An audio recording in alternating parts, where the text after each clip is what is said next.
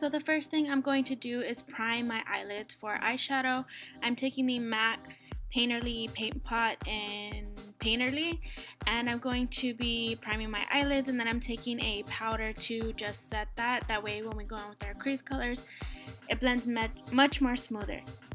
The next thing I'm going to do is I'm going to take my Morphe palette. This is the Jaclyn Hill Favorites palette, and I'm taking that color, it's kind of like a orange, bright kind of orange, and I'm taking that as my transition color. This is the E14 shadow in her palette, and I absolutely love this for my transition shade color, especially when I'm going to do kind of like a bronzy coral look on the eyelids.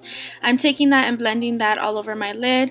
I'm going to be putting this in the inner corner and the outer corner. I'm not focusing this anywhere else but the inner corner and outer corner, as you guys can see, and I'm leaving that inner part of my eye blank because we're going to add another color there just so it looks much more brighter, and I really want the center of the eyelid to pop, so that's why we're taking these colors on the inner and outer corner.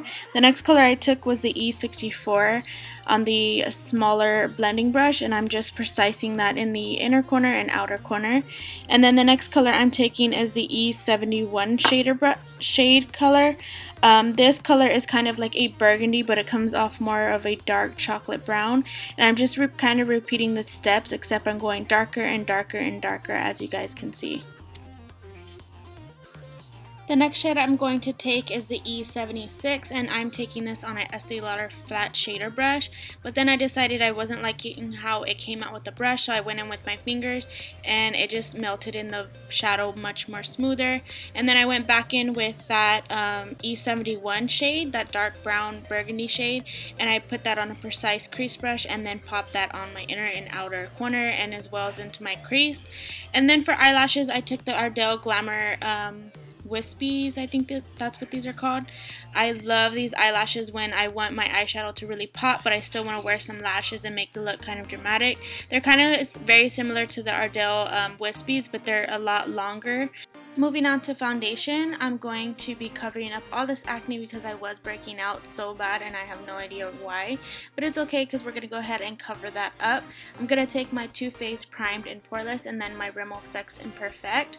The Rimmel Fix Imperfect just mattifies the skin, and then the Poreless from Too Faced really mattifies and minimizes the appearance of your pores, which I really enjoy.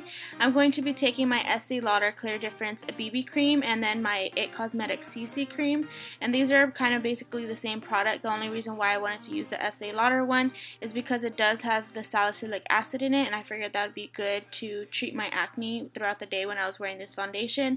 But then the CC cream has a high SPF, I believe it's SPF 35, and I just love the way this looks on the skin because it looks very, very natural, but it covers up what it needs to cover.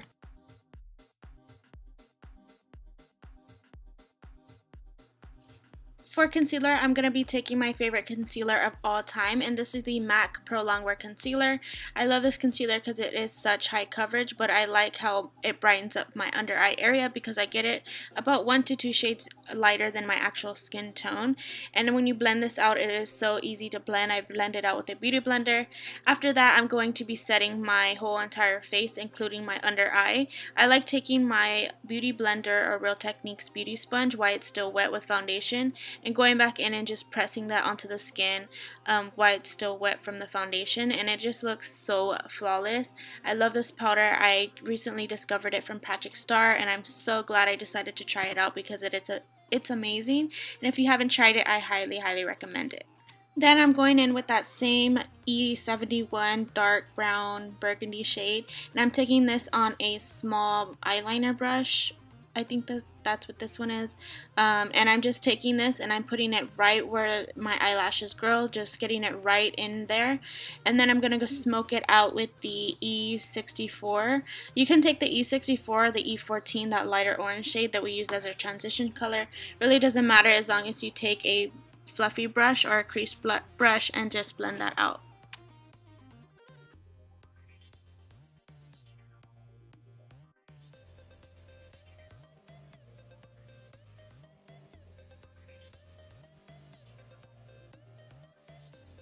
Then I'm going to be going in with my Too Faced contour palette. I recently got this and I'm obsessed with it. All the colors in here are so beautiful and I've used every single one and I absolutely love this palette and recommend it. I was going to get the Kat Von D one, but they were all sold out at Sephora and I wanted this anyway, so I decided to pick it up and I'm obsessed. So I'm taking that medium cocoa color and just kind of bronzing up the skin, but still taking a contour brush and defining my cheekbones, if that makes sense. And then I'm going to go in with a smaller brush and I'm just going to really define my cheekbones and make that contour really sharp, because I really have been loving doing a harsh contour lately for some reason.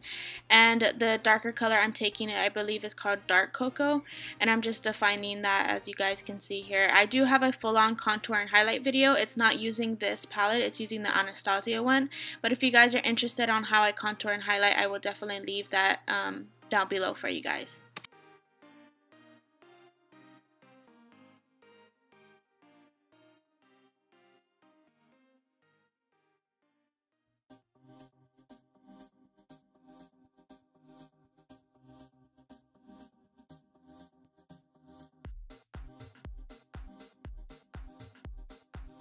For blush, I'm going to be taking Frat Boy by The Balm Cosmetics. This is kind of very similar to Benefit's Coralista blush, but I like this one a little bit more because it's matte and it just looks so pretty on the skin.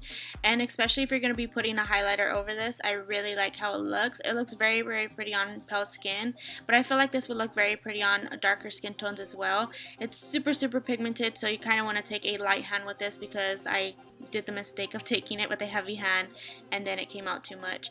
I'm going to be taking the Too Faced Candlelight Glow highlighter and putting this on the top of my cheekbones. I really have been obsessed with this highlighter and I recently got it and I've been wanting to try it out for the longest time, and I'm glad I decided to get it because it is so pretty on the skin and it's not too much, but it's like the perfect highlight for summertime.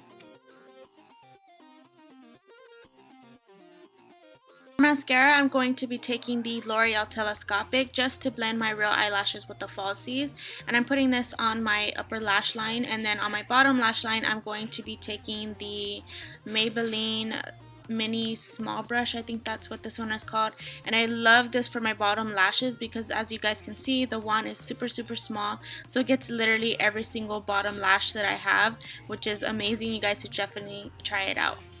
Moving on to lips, for the lip liner that I decided to use, I'm using Fruit Cocktail by MAC Cosmetics, and I have been obsessing over this lip liner recently.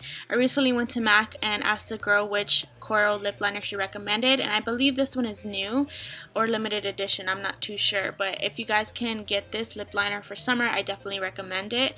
And then for the lipstick, I'm taking MAC's Coral Bliss, which is one of my favorite lipsticks for the summertime, and now that I got a lip liner for it, it's even more better and I'm just obsessed with it. That is it for the finished look. I hope you guys enjoyed this summer spring makeup tutorial, whatever you want to call it. I really wanted to do something really summery and bronzy and coral because I love these colors for summer. If you guys do recreate this look, make sure to send it to me on my Instagram or tweet it to me. And I hope you guys enjoyed. Don't forget to subscribe, give this video a thumbs up, and I will see you guys in my next video. Bye.